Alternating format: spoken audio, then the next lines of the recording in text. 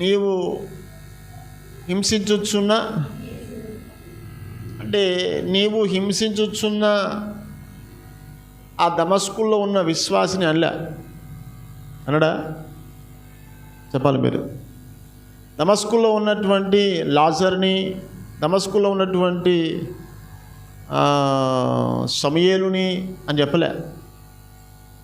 ఏమన్నాడు? నీవు హింసించుచున్న అంటే అర్థం ఏమిటంటే కొన్నిసార్లు నీలో ఆయన ఉన్నాడు కదా, నీతో ఉంటాడు. కొన్నిసార్లు నీలో కూడా, కొన్నిసార్లు నువ్వు గాయపడ్డప్పుడు, అవమానపడ్డప్పుడు, హింసించబడ్డప్పుడు నువ్వు అనుకుంటావు నేను హింసించబడ్డా, నేను గాయపడ్డాను, నేను నిందల పాలైన అనుకుంటున్నావేమో ఒకసారి. కానీ బైబిల్లో రాసినప్పుడు అంటాడు, నీవు హింసించినది వారిని కాదు, నీవు హింసించిన యేసును అంటాడు. ఈ మాట సౌలుతో అంటాడు, చక్కని మాట.